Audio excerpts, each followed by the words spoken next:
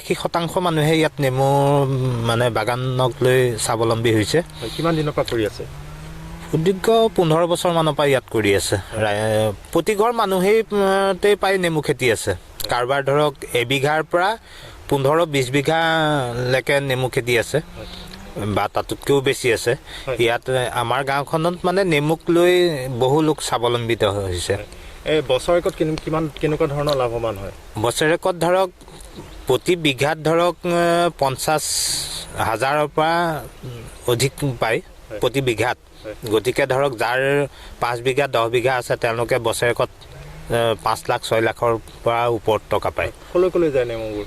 নেমু সদ্যহতে আমাৰ ইয়াতো ৰূপহী বজাৰখন আমাৰ ইয়াৰ নেমুৱে দখল কৰে।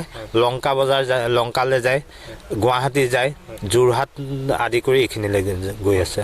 বহিৰাজ্যলৈ যোৱাতকৈ যুৱকসকল নিজৰ কৃষি কৰ্মতে নিয়োজিত হ'লে স্বাৱলম্বী হ'ব পাৰিব? স্বাৱলম্বী হ'ব পাৰিব, নিশ্চয় পাৰিব। কাৰণ আমাৰ ইয়াত ব্ৰহ্মচাৰী সত্ৰত আমি যিখিনি যুৱক দেখিছোঁ যে আমাৰ ইয়াৰ প্ৰায় যুৱক কিন্তু বাহিৰত যোৱা নাই। সকলো যুৱকেই আমাৰ গাঁৱত থাকি নেমু খেতিৰ লগত প্ৰায় যুৱকসকল জড়িত হৈ পৰিছে। এই বছৰ কেনেকুৱা হৈছে? এইবছৰ নেমু উৎপাদনো ঠিকেই আছে বা এতিয়া লাহে লাহে এই সময়টোত মানে বজাৰ মূল্যটো বাঢ়ি যায়। এতিয়া ধৰক 300ৰ পৰা 400 টকাৰ পোন চলি আছে।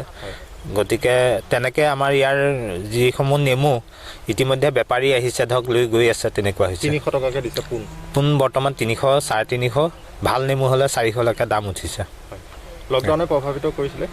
লকডাউনে বিশেষভাৱে প্ৰভাৱিত কৰিছিল। কাৰণ লকডাউনত এনেকুৱা হৈছে আমাৰ ইয়াত যেতিয়া বজাৰ নাইকিয়া হৈ গৈছিল তেতিয়া নেমুবোৰ পকি গৈছিল আৰু পকা নেমুটো গছত ৰাখি লাভ নাই। গতিকে নেমুবোৰ ছিঙি পেলাইও দিব লগা হৈছিল বা কোনো লোকে ধৰক বস্তা হিচাপত 100 টকা 150 টকাকেও বিক্ৰী কৰিব লগা হৈছিল।